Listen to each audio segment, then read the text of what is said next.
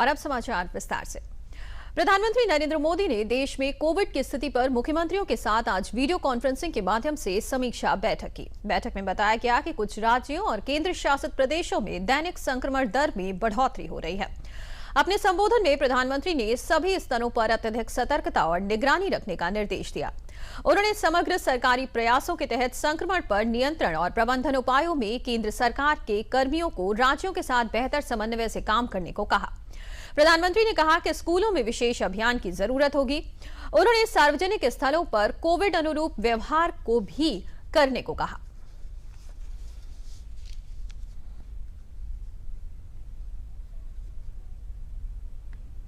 Test, track और treat की हमारी स्ट्रेटेजी को भी हमें उतने ही प्रभावी तौर पर लागू करना है। आज कोरोना की जो स्थिति है उसमें ये जरूरी है कि अस्पतालों में भर्ती मरीजों में जो हमारे गंभीर इन्फ्लुएंजा के केसेस हैं उनका 100% RT-PCR टेस्ट हो। इसमें जो भी पॉजिटिव आते हैं उनका सैंपल जीनोम सीक्वेंसिंग के लिए जरूर भेजें। इससे हम वेरिएंट की समय समय पर पहचान कर पाएंगे। साथियों, हमें सार्वजनिक स्थानों पर कोविड एप्रोप्रिएट बिहेवियर को प्रमोट करना है। साथ ही पब्लिक में पैनिक न फैले, ये भी सुनिश्चित करना है। साथियों, आज की इस चर्चा में हेल्थ इंफ्रास्ट्रक्चर को अपग्रेड करने के लिए जो काम हो रहे हैं उनकी भी बात हुई। इंफ्रास्ट्रक्चर के अपग्रेड का काम तेजी से चलता रहे, ये सुनिश्चित किया जाना चाहिए। बेड्स, वेंटिलेटर्स और PSA ऑक्सीजन प्लांट जैसी सुविधाओं के मामले में हम काफी बेहतर स्थिति में हैं, लेकिन ये सारी सुविधाएं फंक्शनल रहे, हमें ये भी सुनिश्चित करना होगा और उसको मॉनिटर किया जाए, जिम्मेवारी तय की जाए, ताकि कभी जरूरत पड़े तो हमें संकट ना आए। कोरोना के खिलाफ लड़ाई लड़ते भी रहेंगे और रास्ते भी निकालते रहेंगे। साथियों, कोऑपरेटिव फेडरलिज्म की जिस भावना को संविधान में व्यक्त किया गया है उस पर चलते हुए भारत ने कोरोना के खिलाफ मजबूती से ये लंबी लड़ाई लड़ी है। वैश्विक परिस्थितियों की वजह से, बाहरी कारकों की वजह से देश की आंतरिक परिस्थितियों पर जो प्रभाव होता है, केंद्र और राज्यों ने मिलकर उसका मुकाबला किया भी है और आगे भी करना ही होगा। मुख्यमंत्री योगी आदित्यनाथ ने कल मंत्रिपरिषद के सदस्यों के साथ बैठक की। इसके उपरांत बैठक में लिए गए निर्णयों की जानकारी दी। प्रदेश के वित्त मंत्री सुरेश खन्ना ने बताया कि मंत्रिपरिषद की बैठक में कुल 9 प्रस्ताव पारित किए गए हैं। पारित किए गए प्रस्तावों के अनुसार चीन से आयात होने वाले HPLC, जो एक प्रकार का एथेनॉल है, प्रदेश सरकार 10 लाख लीटर स्वयं निर्मित करेगी। कैबिनेट बैठक में बेसिक शिक्षा से 27,500 अंशकालिक अनुदेशकों का मानदेय 2,000 रुपए बढ़ाकर 9,000 रुपए प्रतिमाह करने का प्रस्ताव पास किया गया है तथा 3,77,520 रसोइयों का मानदेय भी 1,500 से बढ़कर 2,000 रुपए प्रतिमाह किया गया है। इसके अलावा रसोइयों के रूप में काम करने वाले महिला कर्मियों को साड़ी और पुरुष कर्मियों को पैंट शर्ट देने का प्रस्ताव भी पास हुआ है। कैबिनेट में 5 वर्षों में बनने वाले सड़कों के रखरखाव के लिए प्रस्ताव पास किया गया है। सड़कों की लागत में 10% मेंटेनेंस का प्रस्ताव भी पास किया गया है।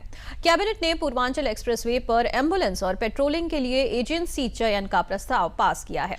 पूर्वांचल एक्सप्रेसवे पर टोल टैक्स को भी मंजूरी दी गई है। आने वाले समय पर यह प्रक्रिया शुरू होगी।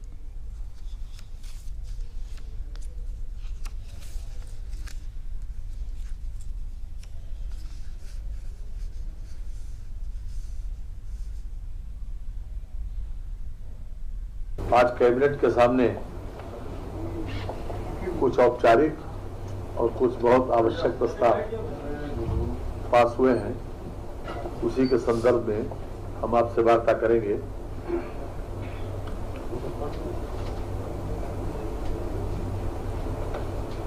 अभी तक हम HPLC टोटल प्रस्ताव 10 पास हुए, 10 आए, इसमें से एक डिफर हुआ, 9 पास हुए।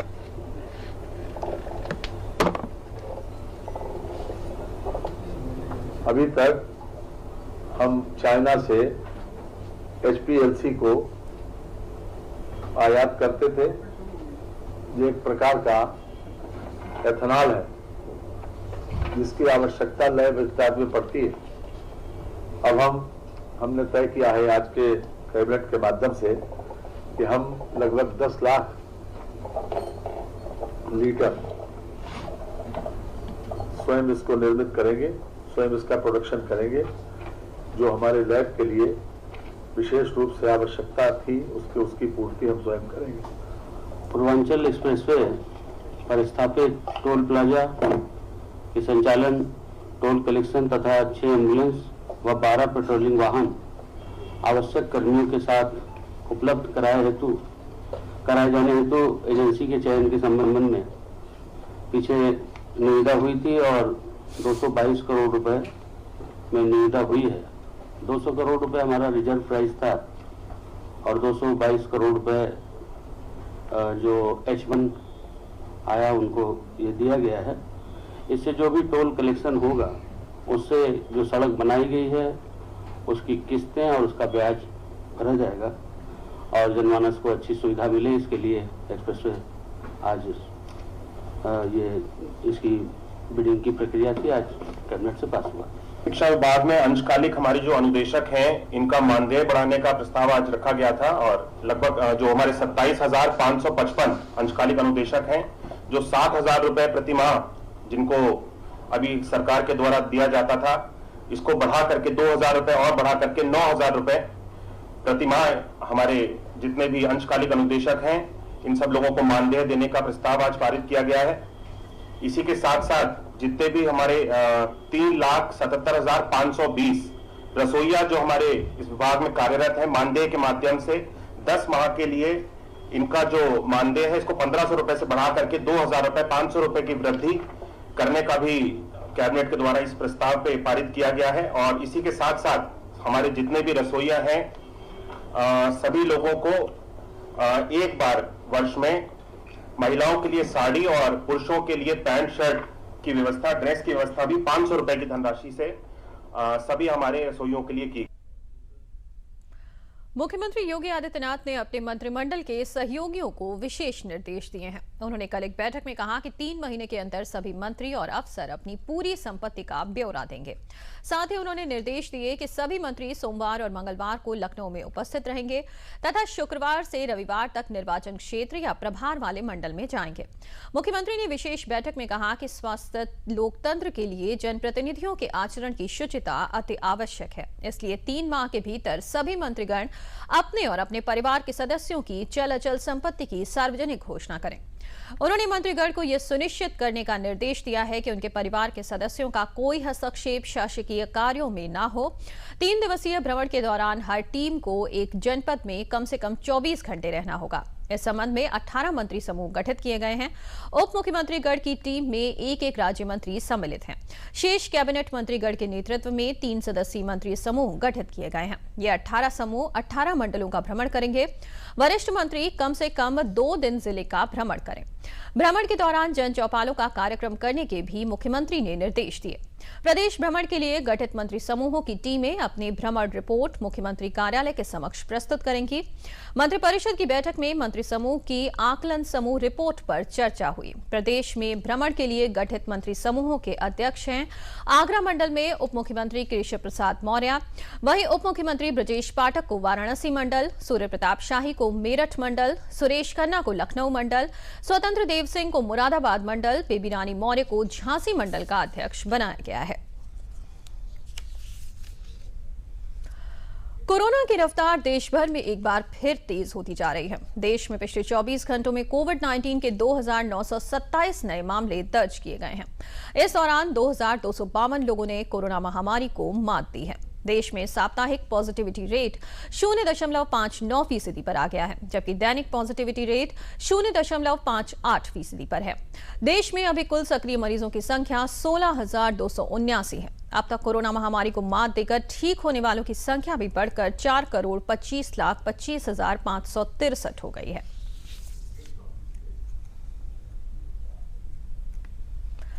स्वास्थ्य और परिवार कल्याण मंत्री डॉक्टर मनसुख मांडविया ने कहा है कि देश में 86% से अधिक वयस्क आबादी को कोविड रोधी दोनों टीके लग चुके हैं।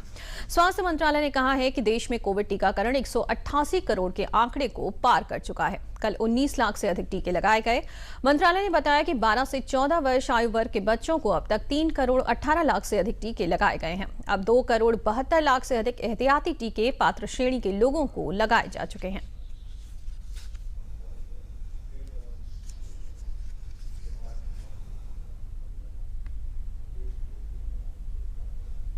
प्रदेश के ऊर्जा एवं अतिरिक्त ऊर्जा मंत्री ए के शर्मा ने कहा कि विगत 4 वर्षों में इस वर्ष भीषण गर्मी के कारण बिजली की मांग सर्वाधिक बढ़ी है, जिसके कारण विभाग के सामने चुनौतियां हैं। फिर भी हमारी सरकार सभी क्षेत्रों के उपभोक्ताओं को निर्बाध विद्युत आपूर्ति के लिए संकल्पित है। विद्युत व्यवस्था को बेहतर बनाने और इसे सुचारू संचालन के लिए मोबाइल टीम बनाकर नियमित रूप से अलर्ट होकर मॉनिटरिंग करने के निर्देश दिए हैं। उन्होंने 100% बिलिंग के साथ सभी उपभोक्ताओं के यहां मीटर लगाने तथा बड़े बकायेदारों से बिजली बिल वसूलने के लिए कठोर कार्रवाई करने से भी न हिचकने को कहा। उन्होंने बड़े शहरों खासकर लखनऊ वासियों को बिजली तारों के मकड़जाल जंजाल की व्यवस्था से शीघ्र मुक्त करने के भी निर्देश दिए हैं। उन्होंने विद्युत व्यवस्था के सुचारू संचालन के लिए बकायेदार उपभोक्ताओं से अपना बिजली बिल समय से जमा करने की अपील भी की। ऊर्जा मंत्री शक्ति भवन में मध्यांचल और दक्षिणांचल डिस्कॉम की विद्युत व्यवस्था और आपूर्ति, बिलिंग, ट्रिपिंग, फॉल्ट, राजस्व वसूली और मॉनिटरिंग की संबंधित अधिकारियों के साथ वर्चुअल समीक्षा बैठक कर रहे थे। हमारे राज्य में विद्युत उपभोक्ताओं को निर्बाध बिजली मिले, ये हमारी सरकार की माननीय मुख्यमंत्री जी की मंशा है और हम सब उस मंशा के अनुरूप उस लक्ष्य की प्राप्ति के लिए हम कार्य कर रहे हैं। पिछले कुछ दिनों से अत्यधिक गर्मी के कारण बिजली की मांग हमारी बढ़ी है। 4 सालों का मैं आज फिगर देख रहा था, 4 सालों में सबसे ज़्यादा बिजली की मांग इस साल खड़ी हो गई है। उसके चलते थोड़ी हमें चुनौती का सामना करना पड़ रहा है। फिर भी हम इस चुनौती को पहुंचने के लिए, इसको पूर्ण करने के लिए हम लगातार रात दिन प्रयास कर रहे हैं।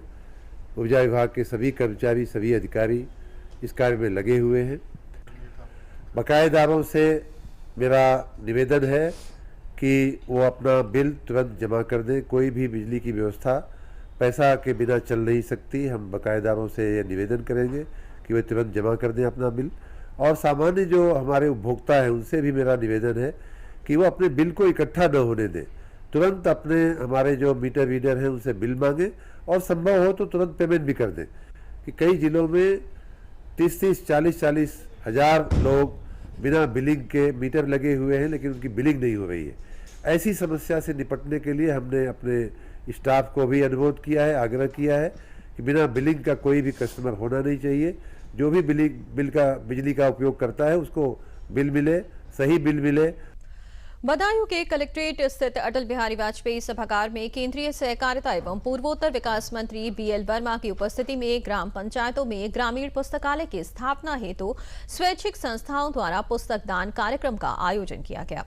कार्यक्रम को संबोधित करते हुए केंद्रीय मंत्री बीएल वर्मा ने कहा कि जीवन में किताबों का अमूल्य योगदान है। कोई भी व्यक्ति पुस्तक दान के माध्यम से गरीब विद्यार्थियों के जीवन में प्रकाश ला सकता है।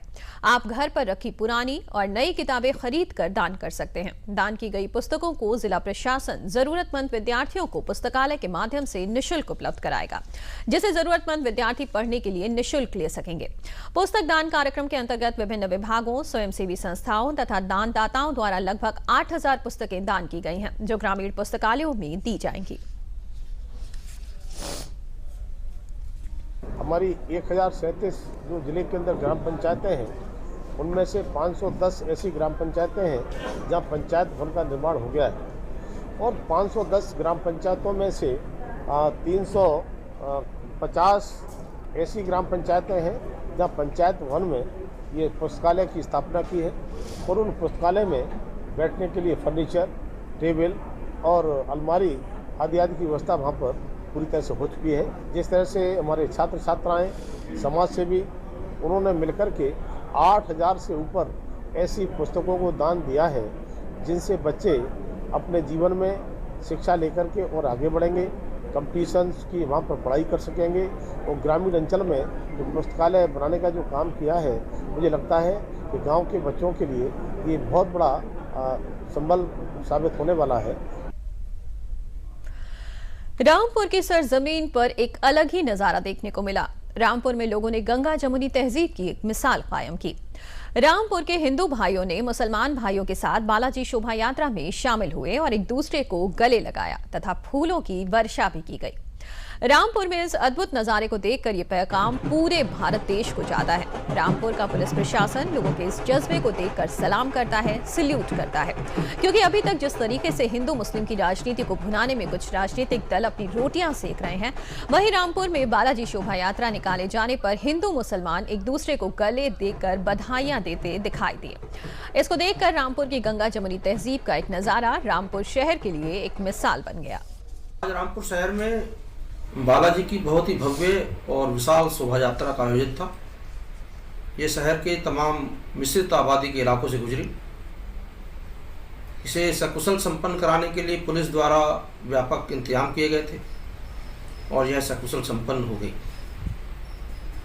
इस शोभा यात्रा का सबसे सुंदर दृश्य वे थे जब मस्जिदों के सामने और धार्मिक स्थलों के सामने मुस्लिम भाइयों ने शोभा यात्रा का स्वागत किया, शोभा यात्रा को पुष्प वर्षा की और एक गंगा जमुनी तहजीब का, सांप्रदायिक भाईचारे का एक नमूना पेश किया।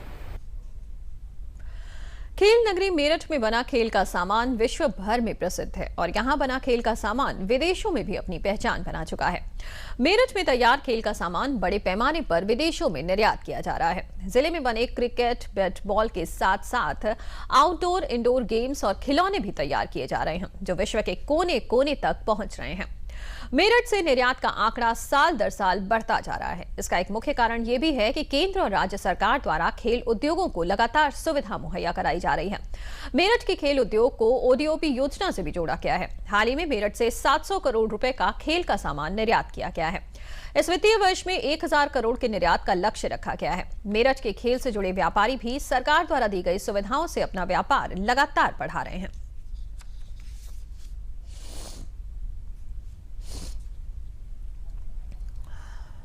मेरठ में ओडीओपी योजना के अंतर्गत खेलकूद के सामान का एक्सपोर्ट किया जाता है। विगत वर्षों में हमने 300 करोड़, फिर 400 करोड़ और जस्ट लास्ट प्रीसीडिंग ईयर में हमने 700 करोड़ का एक्सपोर्ट किया। तो देखा जाए हमने 200% से अधिक 3 वर्षों में प्रगति ली है और इस वर्ष जो है 1000 करोड़ का एक्सपोर्ट का लक्ष्य लेकर चल रहे हैं। इसकी कार्रवाई अभी से प्रारंभ कर दी गई है। मेरठ में ओडीओपी के अंतर्गत खेलकूद के जितने सामान हैं सभी बनाए जाते हैं। आपको जान के ये आश्चर्य होगा कि मेरठ में लगभग 1000 टाइप के आइटम्स हैं जो खेलकूद में उपयोग होते हैं और जिनका निर्माण मेरठ में किया जाता है।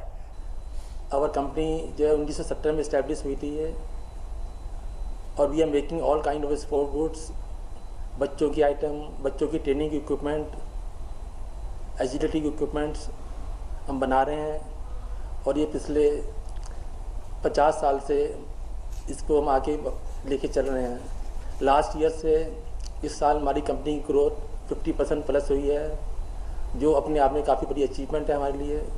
हमारी कंपनी कैरम बोर्ड्स बनाती है, सिंस 1989 से बना रही है और 10 से 12 कंट्री में हम एक्सपोर्ट करते हैं। मोस्टली गल्फ कंट्री में ज़्यादातर कैरम बोर्ड खेला जाता है और सबसे ज़्यादा एक्सपोर्ट भी वहीं होता है पूरे मेरठ से। और मेरठ को बनाया भी उस डिस्ट्रिक्ट में गया है कि 1 प्रोडक्ट 1 स्कीम में भी लिया गया है जिसमें स्पोर्ट्स को लिया गया है, जिसके लिए काफ़ी बेनिफिट्स दिए गए हैं स्पोर्ट्स इंडस्ट्री को।